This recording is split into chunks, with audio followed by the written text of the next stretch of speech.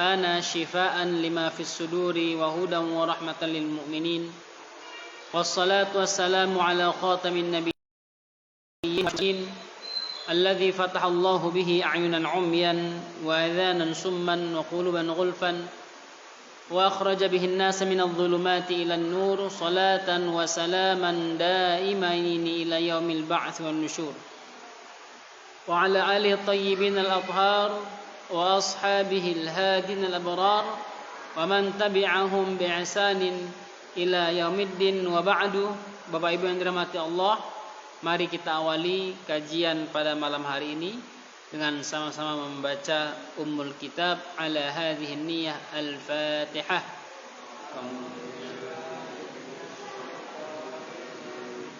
Bismillahirrahmanirrahim.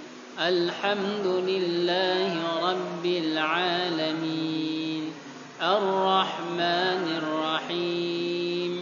Maliki yaumiddin. Iyyaka na'budu wa iyyaka nasta'in. Ihdinas siratal mustaqim.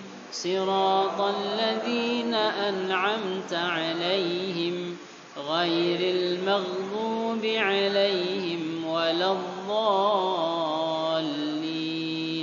Amin. Insyaallah pada malam hari ini kita akan membaca sekaligus menerangkan tafsir surah Yasin ayat 31 sampai 35. Silakan diperhatikan ayat 31 sampai 35.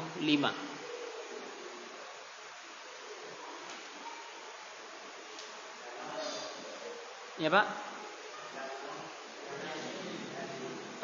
Surah Yasin ayat 31 sampai 35.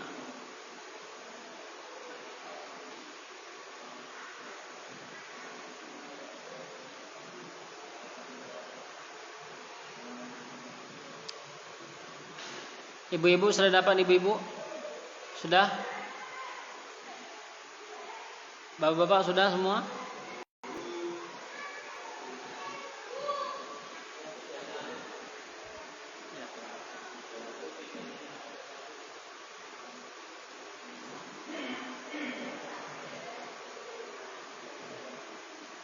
Halaman berapa, Pak Wijaya? Beda ya? Itu. Halaman berapa, Dik? Sudah dapat, Dik? 353. 353.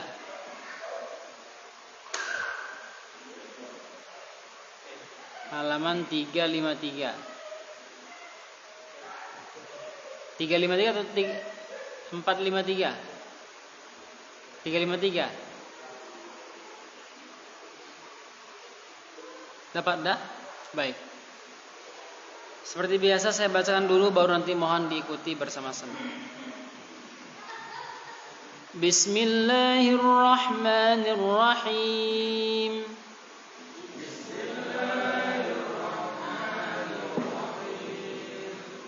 Alam yarau saya ulangin. Alam yarau kam ahlakna qablahum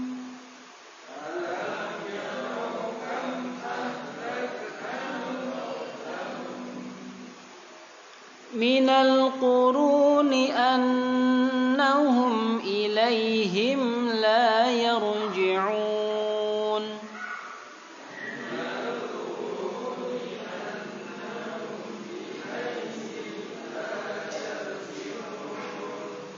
Ya, mohon diperhatikan Bapak Ibu sekalian. Di sana ada qablahum minal. Ya, qablahum minal. Dalam hukum namanya idgham mimi. Idgham mimi, ketika mim sukun bertemu dengan mim ya. Mim sukun bertemu dengan mim, maka ditekan setekan-tekannya, boleh lebih dari dua harokat atau panjangnya 2. Qablahum boleh sepanjang-panjangnya.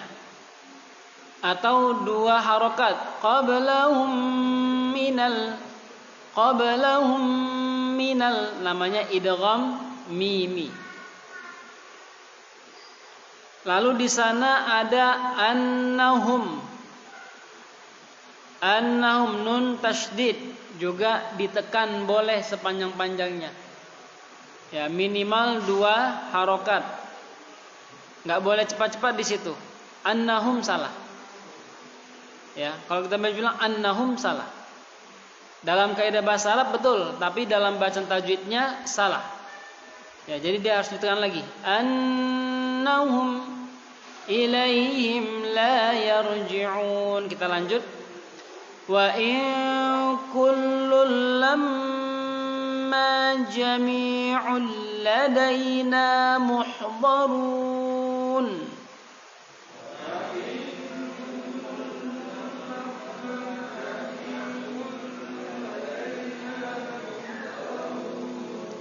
Saya ulangin, wa in kullul lamma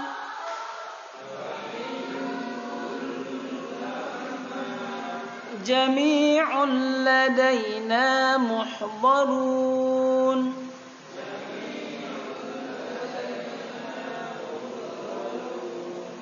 Perhatian di sana ada nun sukun bertemu dengan kaf. Ya, nun sukun bertemu dengan kaf. Hukumnya adalah ikhfa hakiki. Ikhfa hakiki. Ikhfa itu disamarkan. Jadi nunnya langsung diarahkan ke kafnya. Dia tidak dibaca jelas nunnya, tapi diarahkan ke kaf. Wa in, bukan wa in, tapi wa in kullul, ada lam tanwin, kullun, lamma setelahnya lam lagi. Dalam bahasa, dalam tajwid namanya idgham bila gunnah, idgham tanpa ada dengung. Kullul lamma jami'ul, sama juga idgham bila gunnah. Ladaina muhdharun.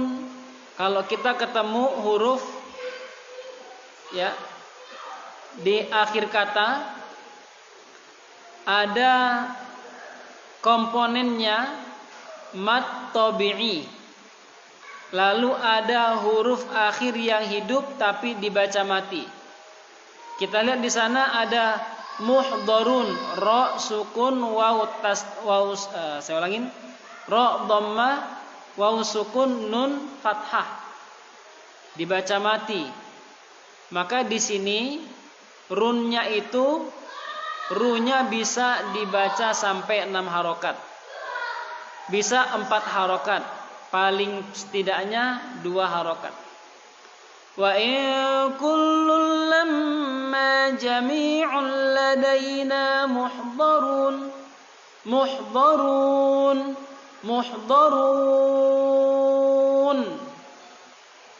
Bisa dipahami ya?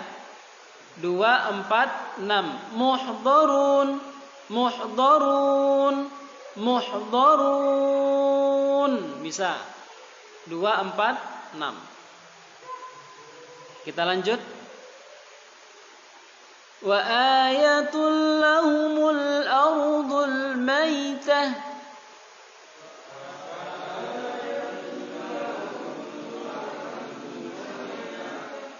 Kita ulangin. Wa ayatul lahumul ardul maitah.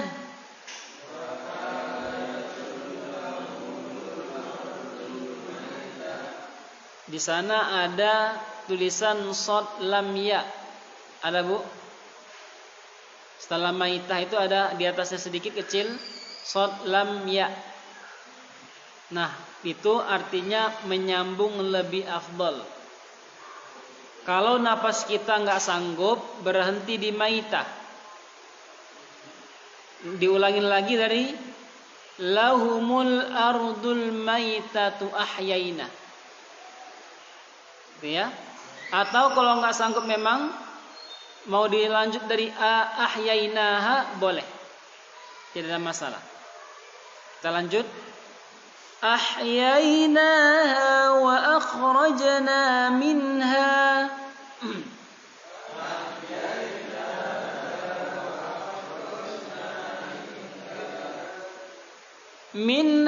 habban faminhu ya'kulun.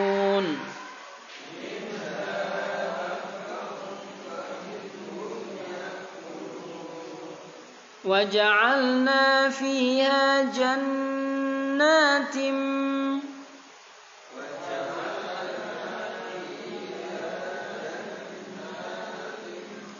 من نخيل وأعناب وفجرنا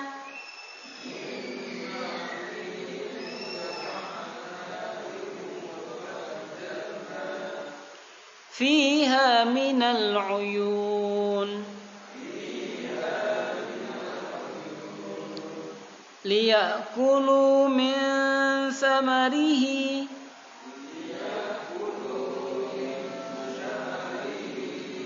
وما عملته أيديهم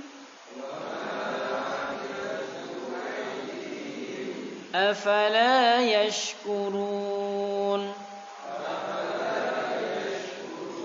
Kita lihat dari ayat 31. Alam tidakkah? Silakan. Alam tidakkah? Yarau, mereka melihat. Kam, berapa banyak? Ahlakna, kami telah binasakan. Qablahum, sebelum mereka. Mina, dari al-quruni, umat-umat. Annahum, bahwa mereka. Ilaihim, kepada mereka. La yarji'un, mereka tidak kembali.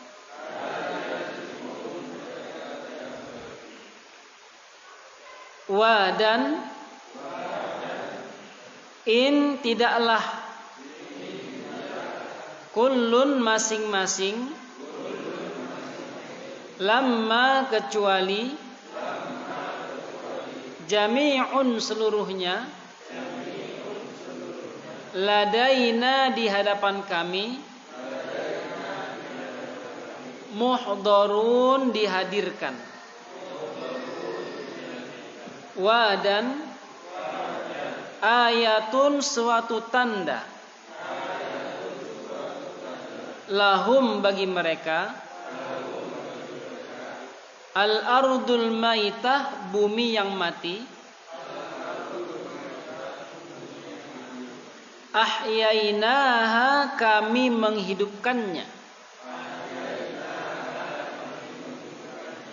Wa, dan akhrajna, kami keluarkan. Min, dari. Hanya. Habban, biji-bijian. Fa, maka. Min, dari. Hu-nya. Ya'kulun, mereka makan. Wa, dan ja'alna, kami jadikan. Fi, di. Ha, dalamnya. Jannatin, kebun-kebun. Min, dari. Nakhilin, kurma. Wa, dan a'nabin, anggur.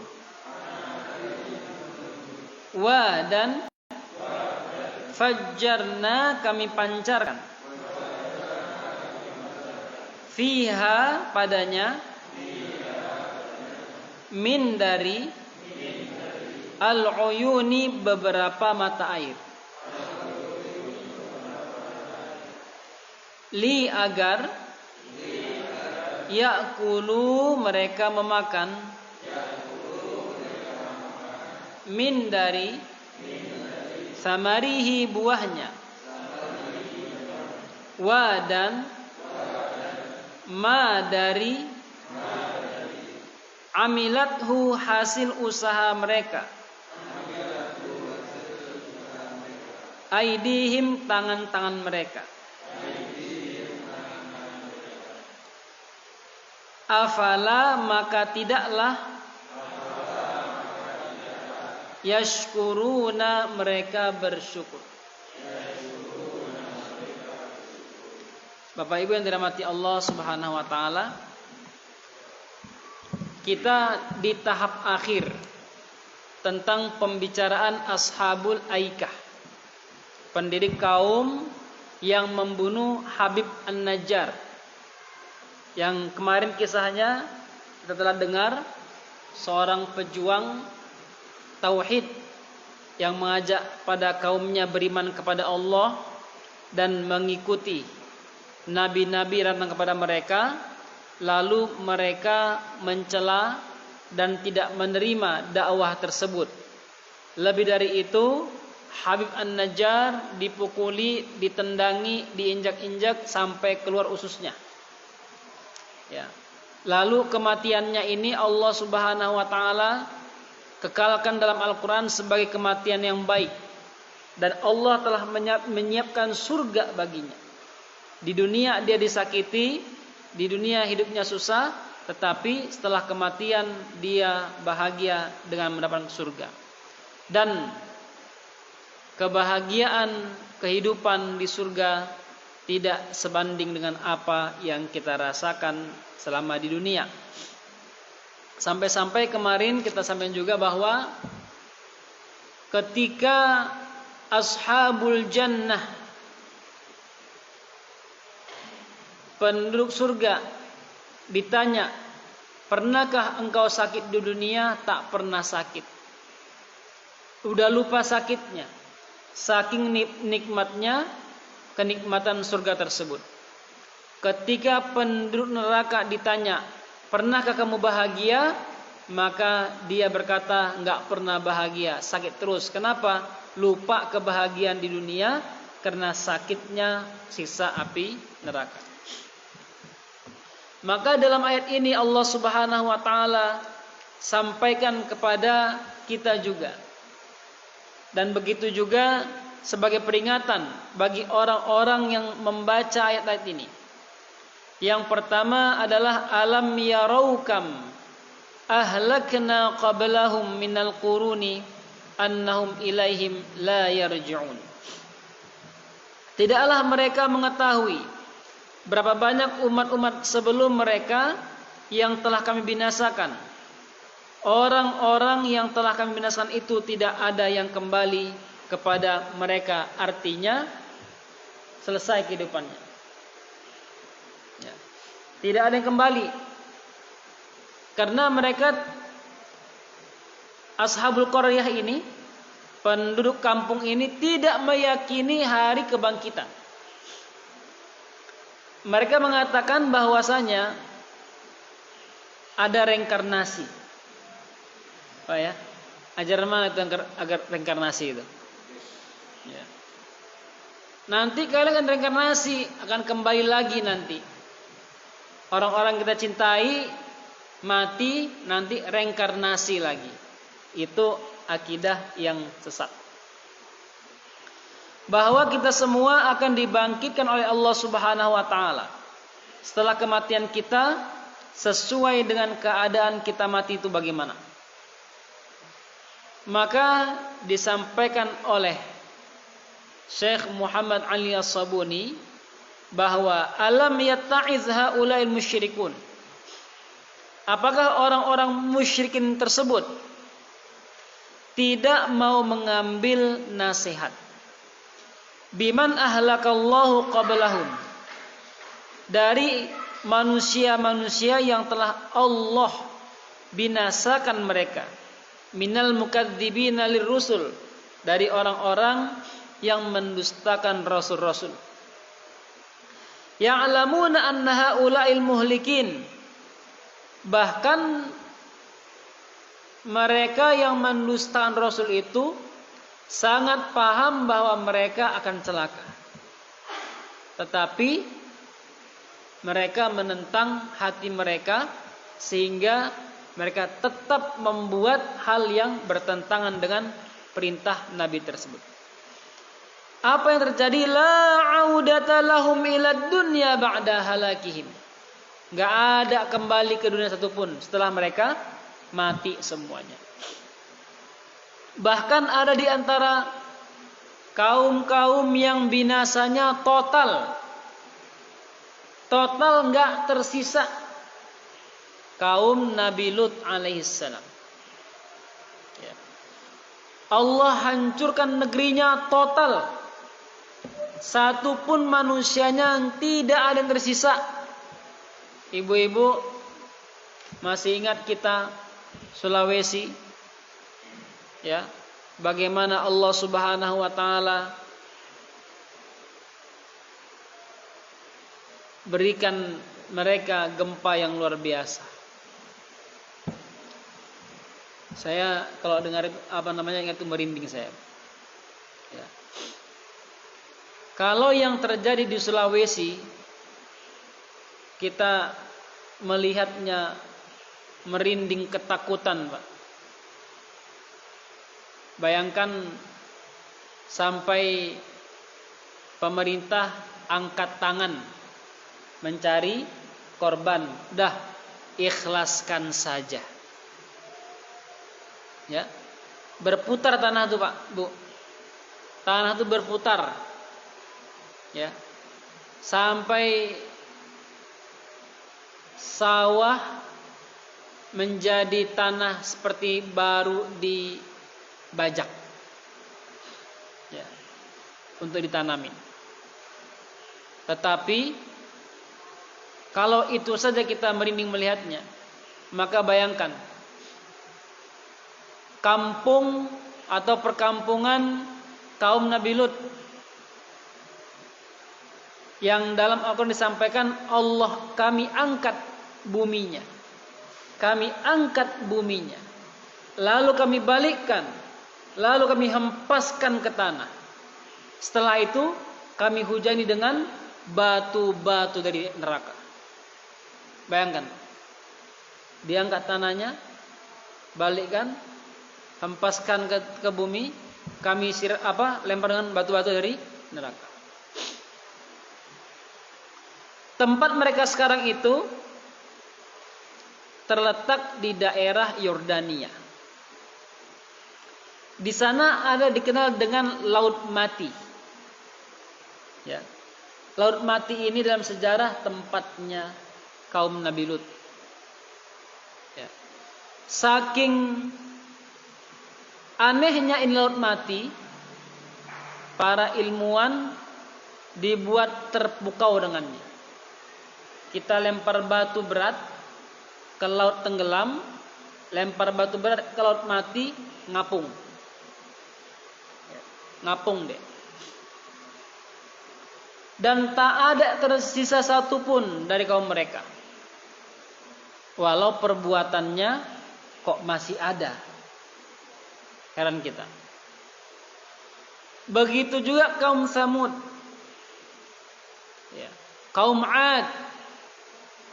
Mereka juga Allah binasakan total, nggak ada yang tersisa, habis orangnya. Dan nggak ada yang kembali.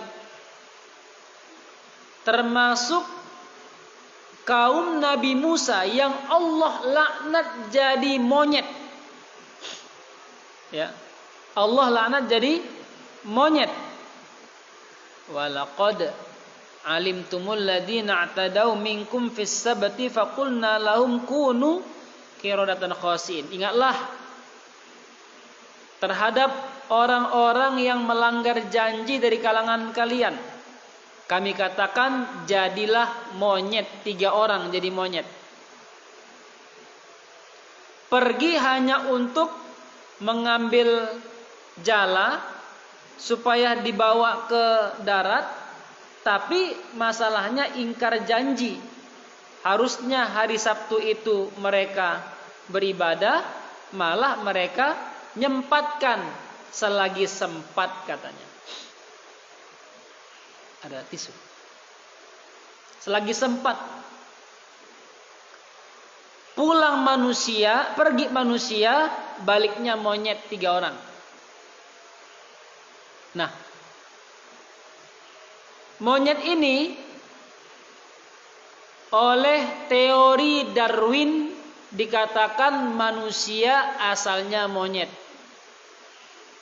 Ya. Oleh teori Darwin manusia asalnya monyet. Oleh Al-Quran dipatahkan bahwasanya mereka adalah manusia yang dilaknat Allah Subhanahu wa taala dan umur mereka tidak sampai seminggu mati semua, nggak ada yang beranak. Jadi teori Darwinnya dipatahkan di situ. Ya. Nonsen itu teori Darwin. Manusia semuanya terbuat dari tanah dan Allah jadikan manusia fi ahsani taqwim dalam sebaik-baik penciptaan. Ya, jadi nggak ada sejarahnya monyet itu manusia, nggak ada. Bapak Ibu yang dirahmati Allah Subhanahu wa taala. Lalu Allah berfirman, wa in kullun lamma jami'un ladaina muhdarun, dan setiap umat semuanya akan dihadapkan kepada Allah Subhanahu wa taala. Dari zaman Nabi Adam alaihissalam sampai manusia yang terakhir kali mati, Allah akan bangkitkan, lalu akan dihadapkan kepada Allah semuanya.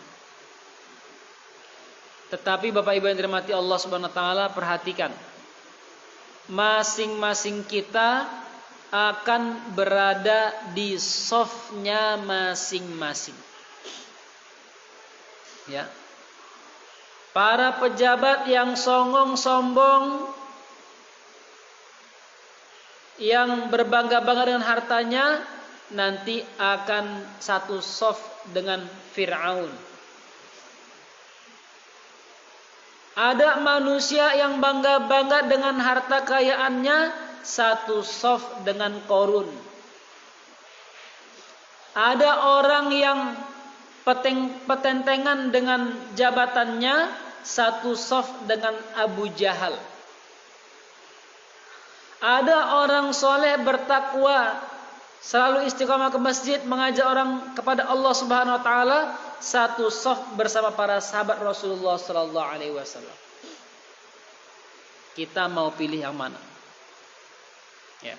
Kullul ladaina muhdarun. Semuanya akan dihadapkan kepada Allah Subhanahu wa taala, yaitu seluruh umat yang terdahulu dan yang akan datang setelah kita, kalau masih ada setelah kita ini. Satuhdarul hisab, akan dihadapkan kepada Allah untuk dihisab, wal jaza, dan untuk diberikan ganjaran yaumal qiyamah, di hari kiamat. Baina yadai ahkamil hakimin, di depan atau di hadapan Allah yang maha bijaksana. Fayujazihim bi'amalihim kulluha khairuha wa syarruha, maka setiap orang akan diganjari dengan ganjaran yang seimbang dengan amalnya, baik yang baik ataupun yang buruk.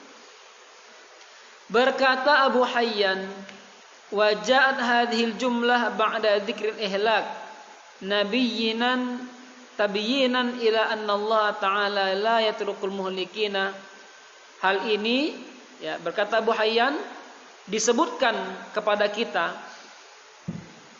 di hari kiamat nanti akan dihadapkan kepada Allah Subhanahu wa taala, mau menegaskan kepada kita bahwa kematian orang yang celaka, kan orang yang menentang Allah kan celaka nih, mereka mati itu enggak selesai. masih lanjut hisab. Ada hisabnya. Bapak Ibu yang dirahmati Allah, kalau saya tanya, Pak, Bu, di dunia ini penyakit apa yang paling ditakuti oleh manusia? Apa, Pak, Bu? Penyakit yang paling ditakuti oleh manusia, penyakit apa, Pak, Bu? Penyakit apa?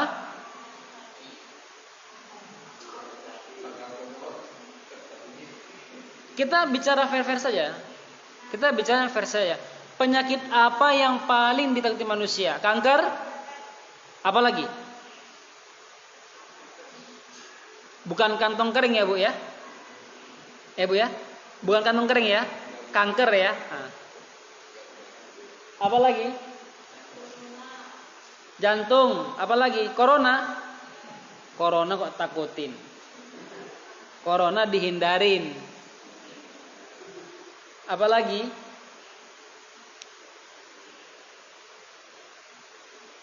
Jantung, Ustaz. Tumor termasuk, dan lain-lainnya. Bapak Ibu yang dirahmati Allah, perhatikan. Kalau ada orang yang kena penyakit itu, kita kasihan nggak? Kasihan ya. Nah, pertanyaan selanjutnya, kalau dia mati, penyakitnya selesai atau tambah? Kok bisa?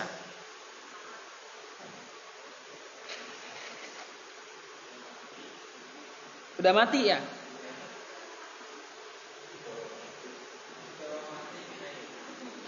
Karena sudah mati maka selesai penyakitnya. Bapak Ibu yang dirahmati Allah, ketahuilah bahwa ada penyakit yang lebih parah dari itu. Ya. Penyakit yang lebih parah daripada itu. Yang ketika manusia meninggal, penyakit itu akan makin parah. Kalau kita sakit leper, kalau kita sakit kanker, tumor, ya, kanker otak, kanker darah, kanker tulang, mati kita, selesai penyakitnya. Tapi ada penyakit yang lebih parah dari itu. Kalau kita meninggal, makin parah penyakitnya. Apakah itu? Penyakit iman. Penyakit iman, penyakit akidah. Kalau penyakit itu selesai setelah kita meninggal, mati selesai, tetapi ketika orang meninggal membawa penyakit iman, penyakit akidah ini, maka bertambah kesusahannya di dalam kubur sampai nanti dia ke neraka. Gak selesai.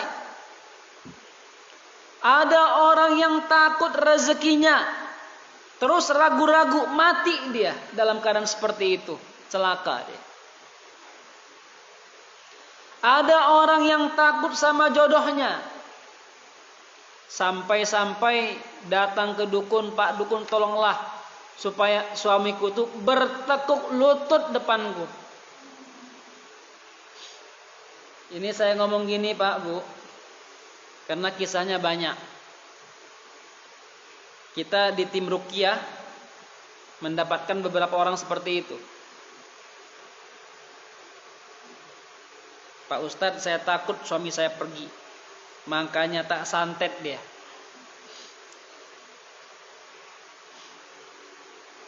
Hubungannya harmonis awalnya, tapi setelah diguna-guna sama istrinya, kok makin renggang.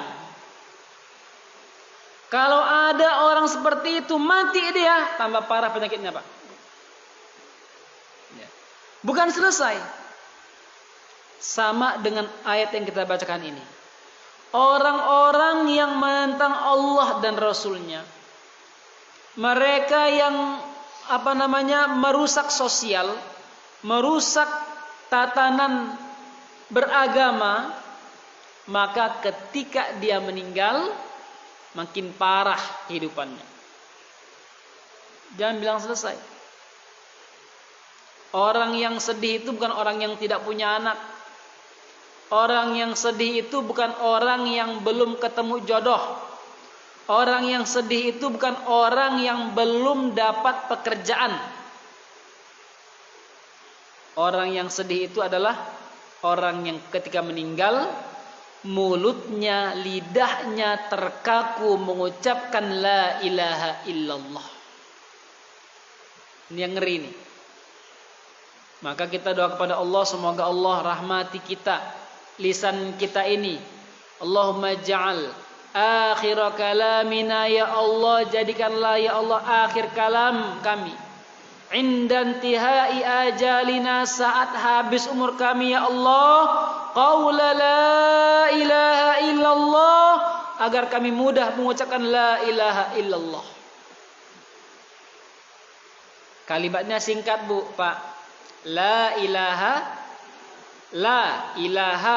illa Allah, cuman 4 kata. Ini satu kalimat cuman 4 kata, tapi Pak Bu mengucapkannya penuh dengan perjuangan. Para ulama mengatakan bahwasanya kehidupan manusia itu ibarat teko. Teko Pak Bu, tadi ini dari mana tadi ini? Ya, dari tempat air. Minum dulu ya.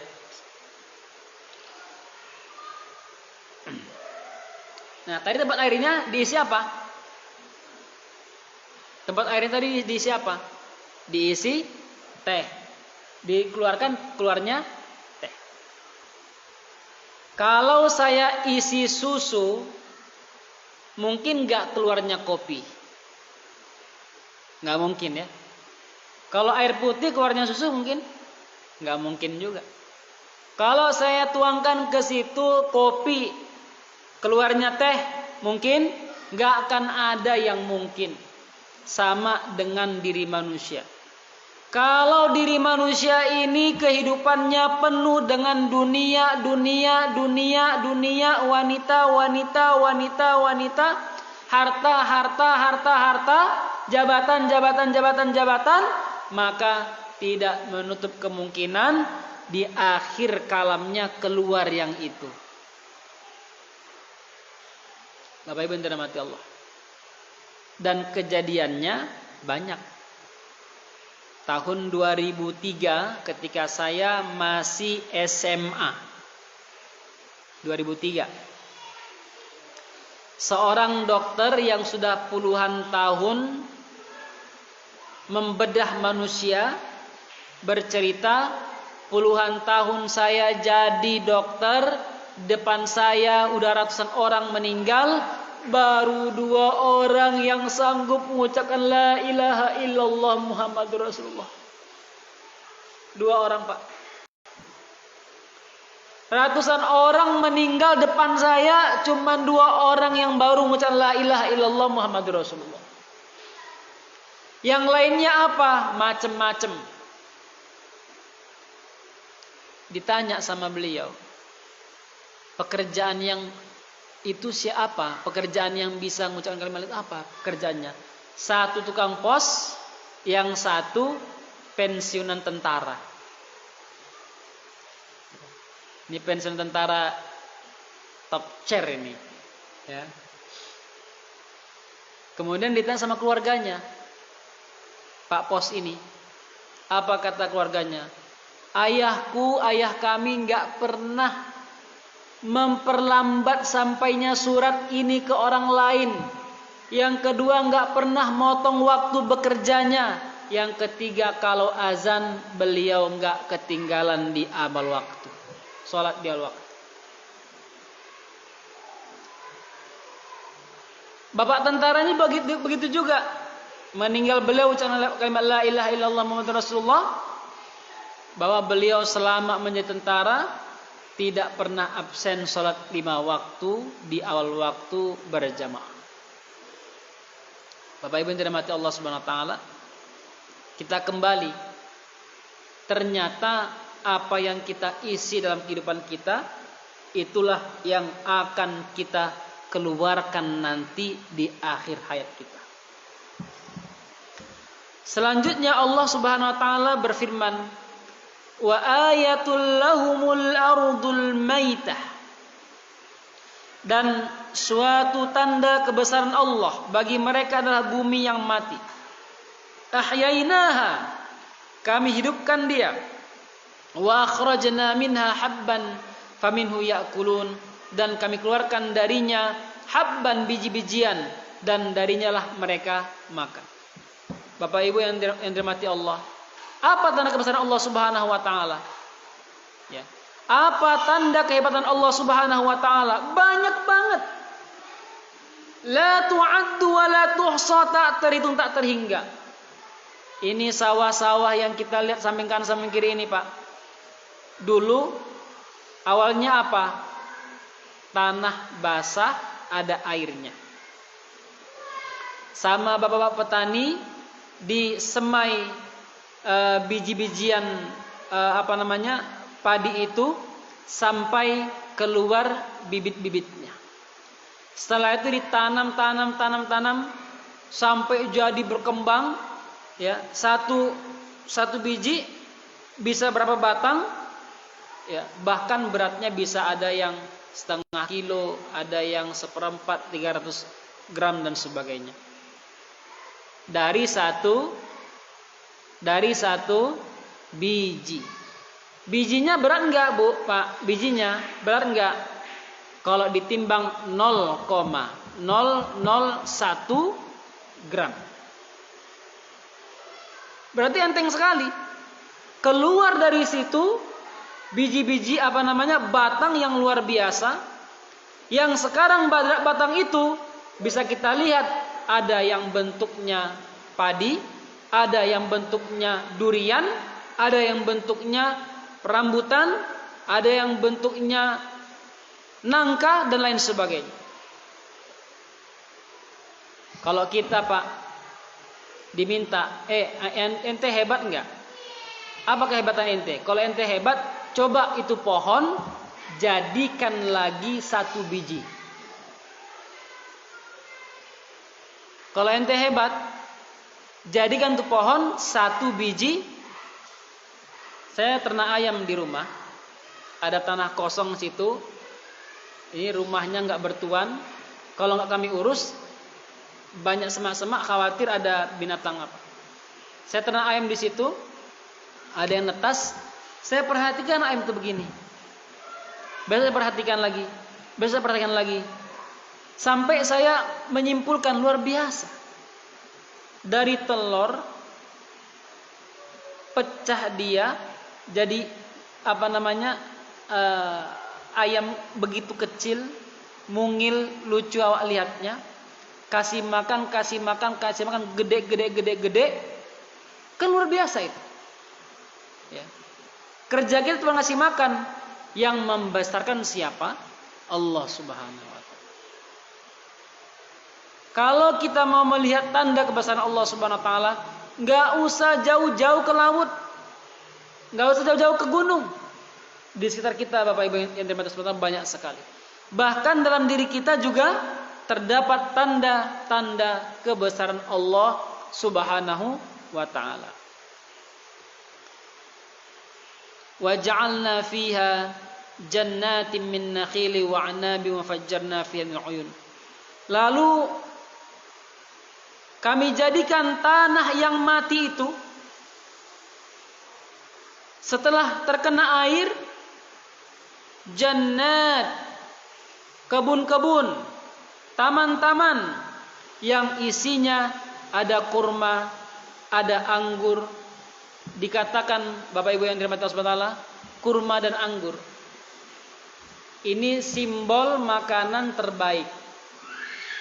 Kurma simbol makanan terbaik. Anggur simbol buah terbaik. Saya ulangin ya. Dikatakan di sini disebutkan dua macam buah, yaitu kurma, simbol makanan terbaik. Yang kedua a'nab, simbol buah terbaik. Kalau urusannya mahal itu saya nggak ikut-ikut campur itu pedagang itu ya. Karena kami di Libya tinggal metik gini. Ya. Kalau di sini relatif anggur itu sedikit macamnya, di Libya Masya Allah anggur itu Pak, ada yang besarnya segini, ada yang lonjong, ada yang merah, ada yang hijau, ada yang ada biji, ada yang tidak ada bijinya. Jadi teman begini nggak ada bijinya. Kalau kita di sini menanam apel jarang ya, kecuali di Malang. Kalau di sana orang Libya depan rumahnya ada pohon apel.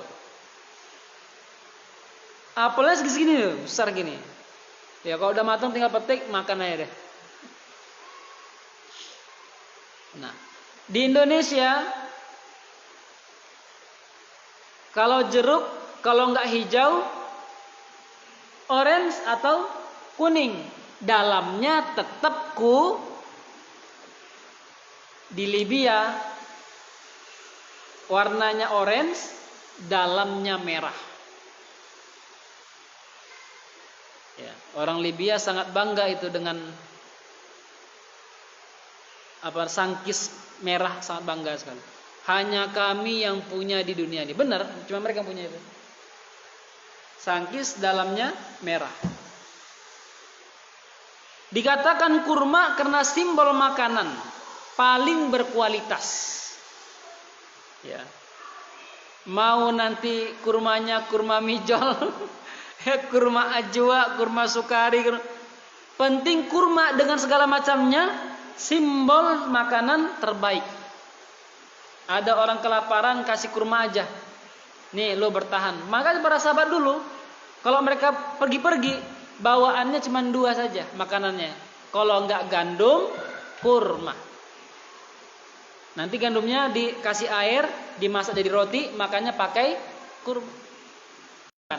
Malah bahaya kok dibilang durian dan anggur. Karena nggak ada durian di Arab. Nahnu indana Abu Syauq, Abu Syauq. Durian, Abu Syauq. Kalau bahasa Abu Syauq, bapaknya duri. Ya, Abu bapak, Syauq duri. Datang ke Indonesia mereka, mana durian ini. Dimakan langsung muntah. Bapak yang dirahmati Allah Subhanahu wa taala, inilah kehebatan Al-Qur'an.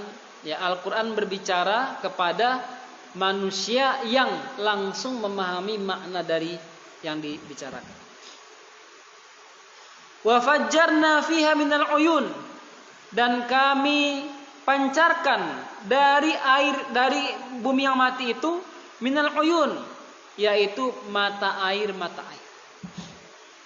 Bapak Ibu, kalau kita lihat mata air yang jernih, apa yang kita rasakan? Terpesona. Masya Allah. Bahkan gak jarang kita langsung begini, kita minum. Kalau di di daerah gunung masih banyak kelihatan ya. Daerah gunung. Di Medan, daerah gunung kami pernah mandi di sungai yang jernihnya bukan main. Sampai saya bilang begini, masih ada ya begini di Medan ya, saya bilang gitu. Masih ada begini di Medan, jernih bukan main. Bapak Ibu yang dirahmati Allah Subhanahu wa taala. Ikannya kelihatan. Batu-batu udah kelihatan. Tapi kalau di Arab susah nyarinya. Karena sungai yang terhebat di sana hanya sungai Nil. Kalau di Saudi Arabia susah nyarinya. Ada sungai ada airnya itu susah. Sungai nggak ada air banyak. Sungai nggak ada airnya. Kering deh airnya. Nah, Allah Subhanahu wa taala sampaikan kurma anggur dan mata air yang terpancar ini adalah karena target awalnya orang Arab ini. Ya, orang Arab yang di tempat mereka susah air. Kemudian mereka sangat terpesona dengan kurma dan anggur tadi. Apa tujuannya Allah Subhanahu sampaikan itu? Menunjukkan kebesaran Allah Subhanahu wa taala.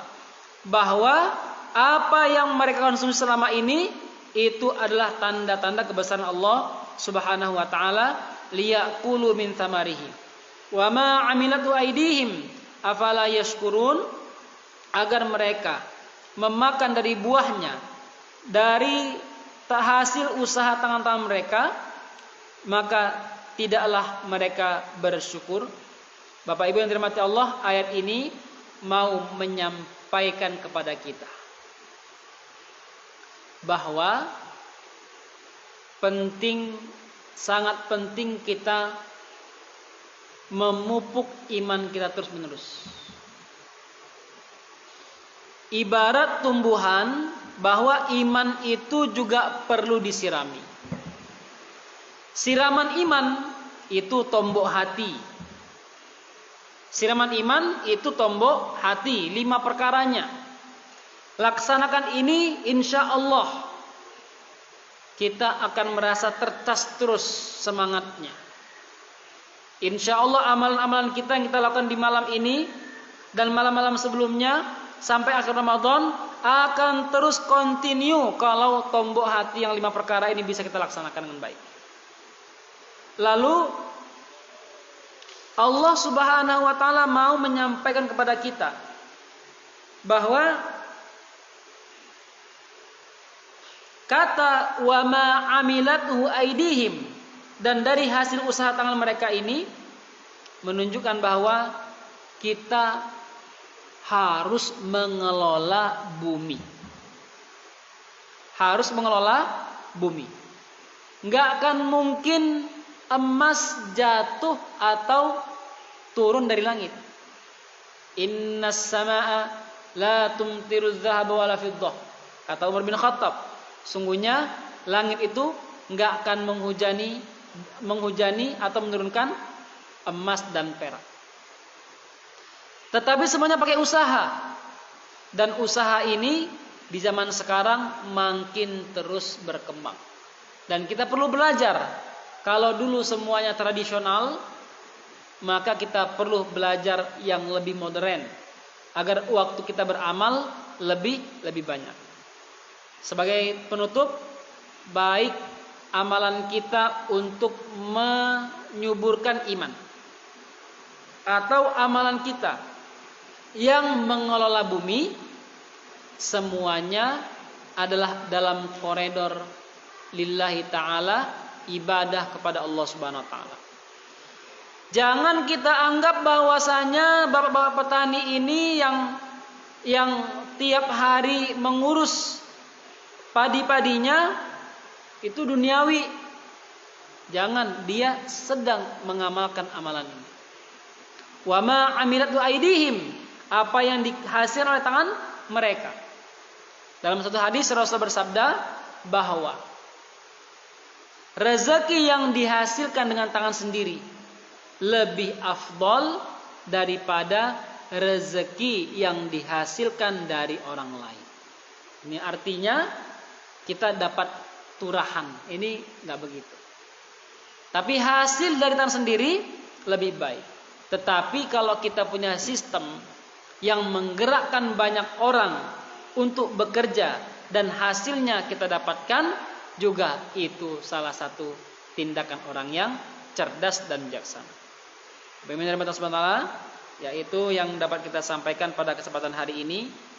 Ya, intinya bahwasanya siapapun yang meninggal di antara kita tidak menandakan selesai urusannya. Tapi dia diharapkan dengan 2 hal. Apakah dia makin bahagia atau makin sengsara.